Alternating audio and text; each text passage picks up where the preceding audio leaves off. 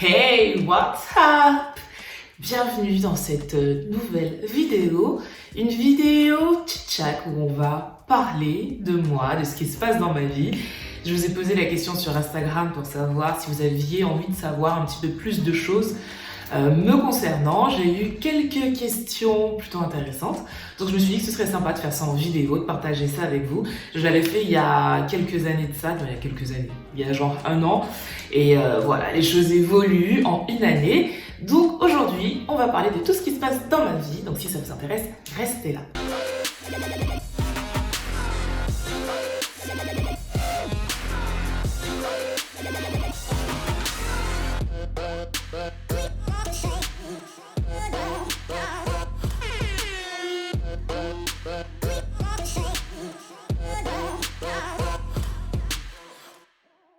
Alors si vous débarquez sur cette chaîne, vous devez vous demander qui suis-je. Alors moi c'est Tia, je suis hôtesse de l'air, je suis également blogueuse, youtubeuse, puisque vous êtes sur ma chaîne YouTube. Et j'ai fait énormément de choses avant ça. J'étais animatrice radio, animatrice télé, à mes heures perdues, modèle aussi, il y a très longtemps. J'ai été barmaid, j'ai bossé dans la musique, j'ai été assistante de direction dans un grand groupe de cosmétiques aux Antilles.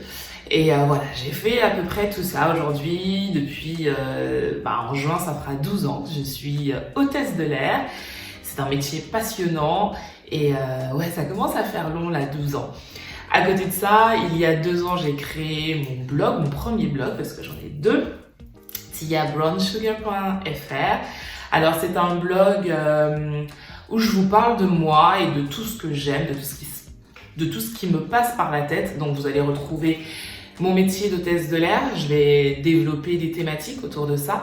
Je vais parler voyage, forcément, ça va avec. Je vais parler aussi de sujets d'actualité à ma façon. Je vais parler beaucoup de femmes, beaucoup de femmes aussi. Et voilà, un petit peu de make-up, un petit peu de cheveux, ça très peu, c'est vrai que c'est pas trop mon domaine, je suis pas calée là-dedans, donc je dirais pas que je me sens pas légitime de pas en parler parce que chaque personne a aussi sa vision des choses, mais c'est vrai que c'est pas ce qui me botte le plus de vous parler, surtout qu'il y a énormément de blogs qui parlent de cosmétiques, de cheveux, donc voilà. Moi, je ne voyais pas ce que je pouvais rapporter de plus à ça, alors des fois je vais vous en parler, notamment sur ma chaîne YouTube. Je vais vous en parler de temps en temps, mais c'est vrai, c'est pas le contenu que l'on retrouve le plus souvent sur ma chaîne, parce que c'est pas ce qui me ressemble et qui me définit le plus. Et ensuite, j'ai créé Rhum et Talons Aiguilles. Rhum et Talons Aiguilles, c'est un blog qui est dédié à l'univers du rhum et des femmes qui bossent dans ce milieu, parce qu'il y a énormément de femmes qui bossent dans les spiritueux. On ne les met pas assez en avant, à mon sens. Donc, avec Rhum et Talons Aiguilles, c'est ce que j'essaye de faire. J'organise également des événements Rhum et Talons Aiguilles où nous dégustons du rhum avec des professionnels, où on essaye d'apprendre un petit peu cet alcool qui est très riche et très intéressant. Bien sûr à consommer avec modération. Donc si le monde du spiritueux vous intéresse, n'hésitez pas à aller checker rhumetalonaiguille.com. J'ai ensuite créé la chaîne YouTube sur laquelle vous me regardez actuellement, parce que c'était une suite logique en fait de ce contenu écrit. Il y a des gens qui préfèrent le visuel, donc je me suis dit pourquoi pas. Et par exemple pour mes voyages, tout ce qui est vlog, c'est vrai que c'est plus simple d'expliquer ça, de montrer tout simplement des images plutôt que de détailler. Alors il y a un aspect aussi où l'écrit devient intéressant, par exemple en voyage, mes bonnes adresses, c'est vrai que c'est plus intéressant de les noter, comme ça vous pouvez les récupérer et c'est beaucoup plus facile. Donc voilà, je trouve que les deux sont liés et qu'on peut matcher les deux pour que ce soit cohérent et complémentaire. Donc c'est pour ça que j'ai créé ensuite la chaîne YouTube, et vous me trouvez également sur Insta où je suis beaucoup plus active, et Facebook où je le suis un petit peu moins, mais c'est vrai que voilà, c'est pas trop le réseau sur lequel j'évolue, mais je l'ai quand même. Voilà, ça c'est pour situer un petit peu l'univers dans lequel j'évolue. Alors, comme je vous ai dit, je vous ai demandé sur Insta si vous vouliez savoir des choses sur moi. Donc on va commencer tout de suite avec les questions que vous m'avez posées. La première datée. Bonjour Tia, comment vis-tu? Alors je vais regarder par là parce que j'ai mis, comme je filme avec mon téléphone, j'ai mis toutes les questions sur l'ordinateur. Alors, bonjour Tia, comment vis-tu la différence d'âge avec ton compagnon? Alors, c'est vrai que la question posée comme ça, j'ai l'impression que je suis hyper vieille et que lui est super jeune, parce que mon chéri est plus jeune que moi. J'ai 36 ans et il en a 32. Je trouve pas que la différence soit énorme. Alors, c'est vrai que je pensais pas sortir avec un homme plus jeune. Je suis toujours sortie avec des mecs plus âgés. J'ai eu une ou deux relations avec des mecs plus jeunes et j'ai eu l'impression que ça ne me correspondait pas dans la mentalité, dans la façon de voir les choses. Après, c'est vrai que c'est aléatoire parce que quelqu'un de très jeune peut avoir une maturité beaucoup plus importante que quelqu'un de plus vieux. Donc en fait, ça dépend du vécu de la personne. Je crois que l'âge, c'est quelque chose de très subjectif en fait. C'est juste un nombre.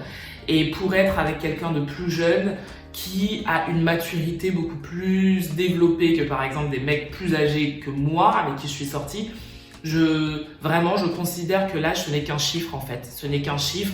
Et la maturité, en tout cas moi, ce que je recherche chez un homme, c'est la maturité d'esprit.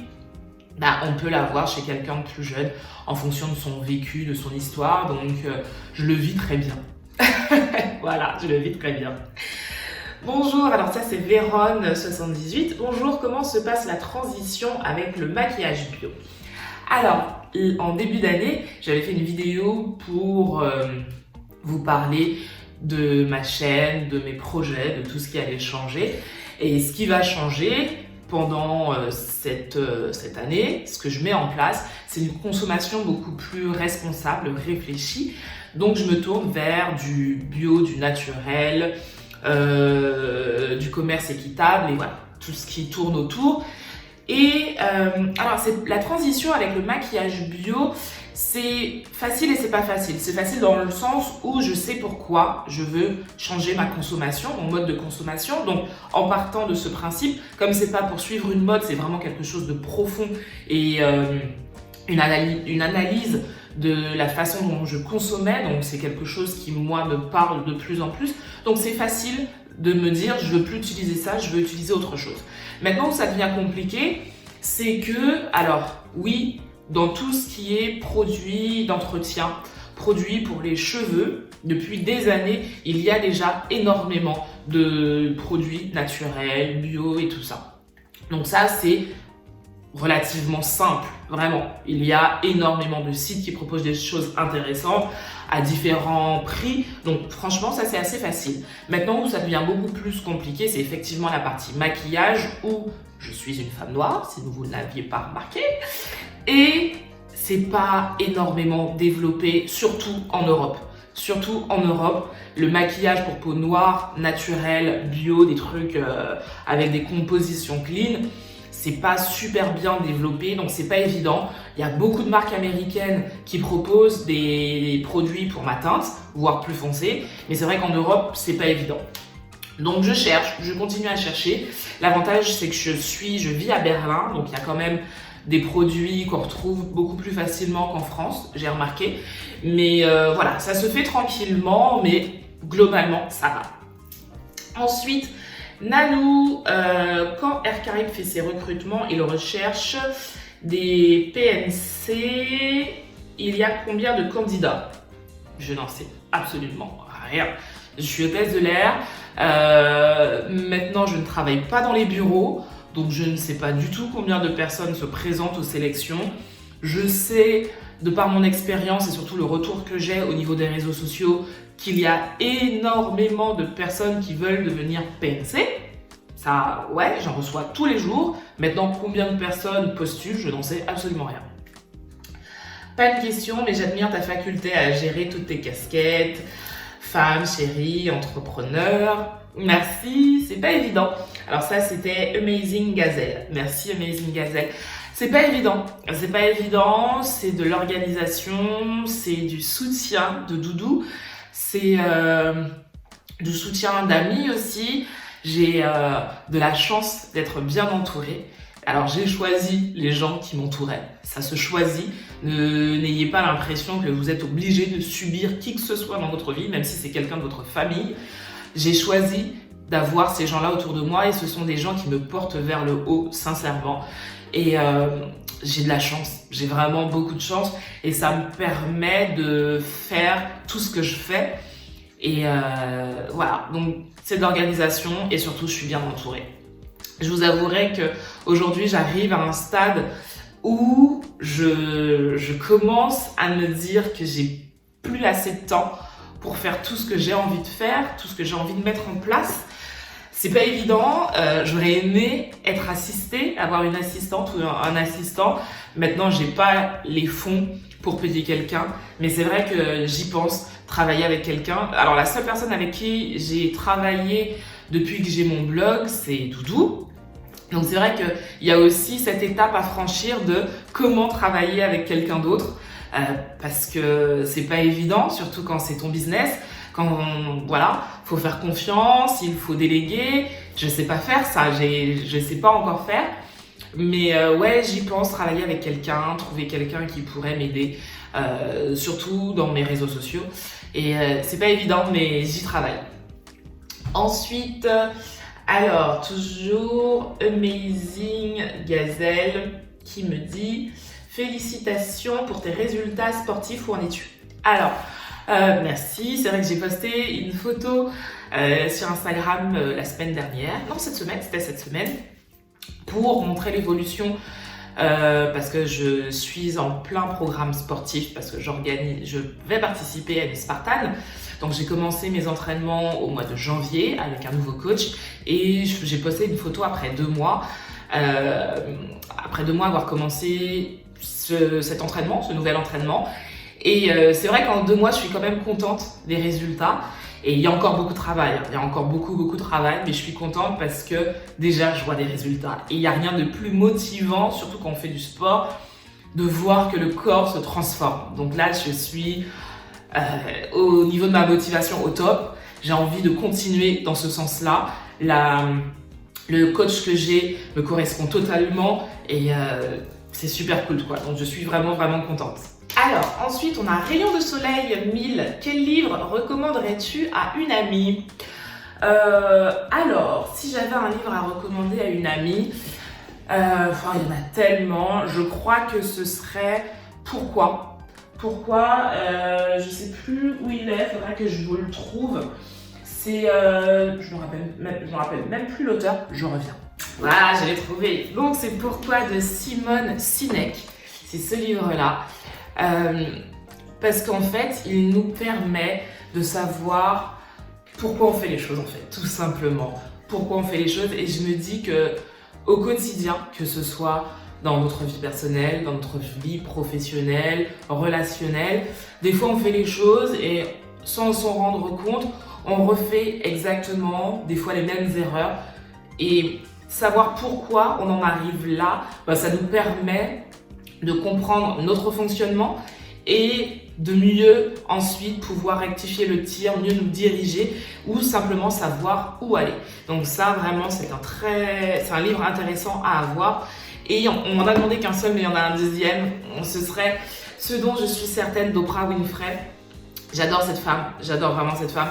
Alors j'ai plein de petits post-it parce que j'ai annoté plein de choses. J'adore cette femme et c'est vrai que elle est dans une introspection dans ce livre de ce qu'elle est, de sa vision des choses et je trouve que c'est un livre lumineux. Voilà, c'est Oprah Winfrey, Ce dont je suis certaine. Alors, Nanou Brown, est-ce que Air Caraïbes finance le CCA comme le fait certaines compagnies? Alors, Air Caraïbes l'a fait, et c'est d'ailleurs comme ça que moi j'ai pu intégrer la compagnie. Mais Air Caraïbes ne le fait plus. Et il y a d'autres compagnies qui le font, mais Air Caraïbes ne le fait plus.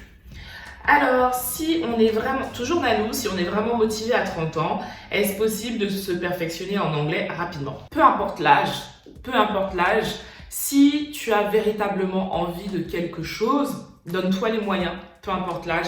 Il y a des gens à 60 ans qui passent le bac. Il y a des gens à 70 ans qui font des marathons.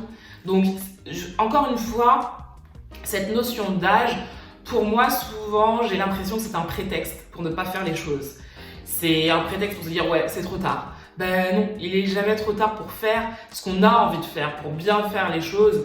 Donc si aujourd'hui tu as l'impression que apprendre l'anglais va te permettre d'être meilleur dans ce que tu entreprends, lance-toi, lance-toi. Et alors évidemment, avec l'âge, il y a certaines choses qui seront peut-être plus compliquées que quand on a 18 ans, mais ça ne veut pas dire que ces choses-là sont impossibles à réaliser. Donc ne prenez pas l'excuse de l'âge pour ne pas faire ce que vous avez envie de faire. Ensuite, d'où est venue l'idée d'OA Shop? OA Shop, c'est ma boutique de t-shirts, de vêtements. Parce qu'il n'y a pas que des t-shirts, il y a des t-shirts, il y a des pulls, des débardeurs, bio. C'était important de créer quelque chose en accord avec ma façon de penser.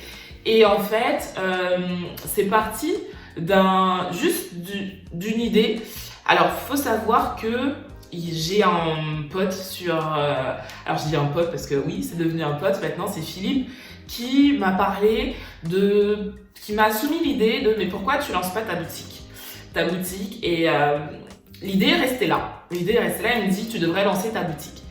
Et ensuite avec Doudou m'a dit mais regarde, alors Doudou avait déjà une boutique par rapport à son business et il me dit regarde, toi qui veux créer quelque chose, là avec la boutique tu peux créer des vêtements bio et ça te correspondrait totalement. Et j'ai trouvé l'idée super sympa, surtout que moi j'adore les t-shirts avec des inscriptions, j'en ai beaucoup et on me demandait souvent où est-ce que tu l'as acheté, voilà. Et je me suis dit tant qu'à faire, crée tes t-shirts qui te ressemblent et qui en plus sont bio, soit avec des matières recyclées ou soit 100% coton. Voilà, ça c'était juste du bon sens et je me suis lancée comme ça. Donc la boutique c'est OA Shop et je vous mettrai le lien en barre d'infos. Ensuite, comment... Ah, j'ai pas la suite. Où t'entraînes-tu en escale? Alors en escale, je m'entraîne soit dans ma chambre quand l'hôtel n'a pas de salle de sport ou soit dans une salle de sport tout simplement. Comment gères-tu personnellement le risque du coronavirus par rapport à ton travail? Alors, c'est vrai qu'on est en pleine crise sanitaire avec le coronavirus.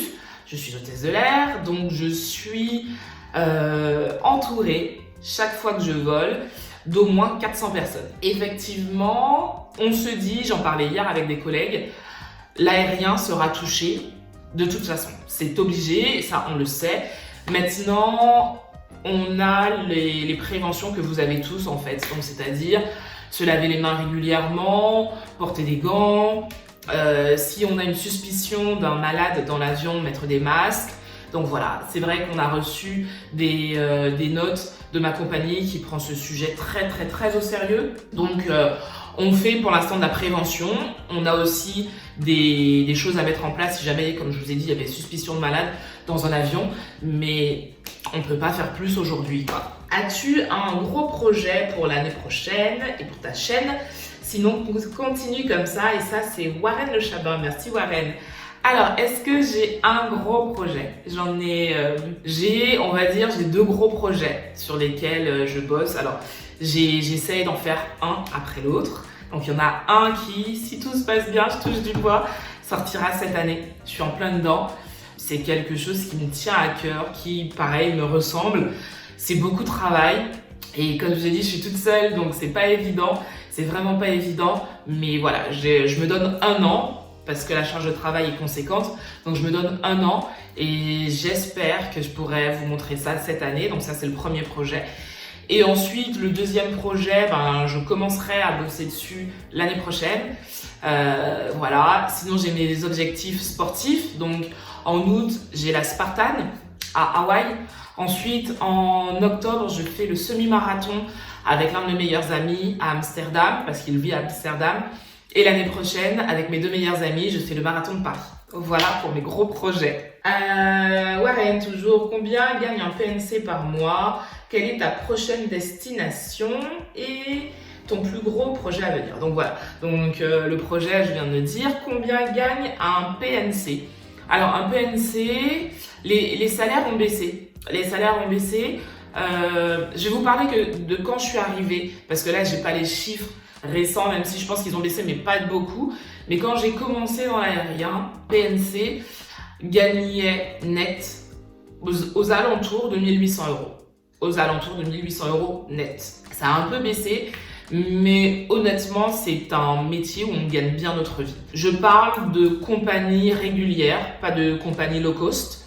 Les compagnies low cost n'ont pas les mêmes tarifications, donc je pourrais pas vous dire combien gagne quelqu'un dans le low cost, mais les compagnies régulières, donc les grosses compagnies, Air France, Air Caraïbes, Corsair, voilà, on gagne approximativement la même chose et ce sont de très bons salaires. Vraiment, si quelqu'un aujourd'hui vous dit qu'une hôtesse de l'air d'une compagnie régulière gagne mal sa vie, c'est que la personne n'est pas informée parce que ce n'est pas vrai. Alors, Chloé qui me demande, penses-tu à une reconversion un jour après ta carrière de PNC? Oui, je me vois pas être PNC jusqu'à 60 ans.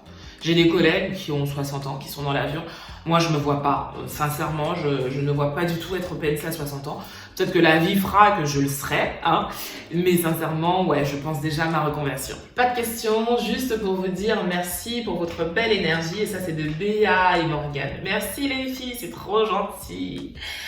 Alors, Manon, salut, les déplacements domicile-aéroport reviennent à combien par mois à peu près?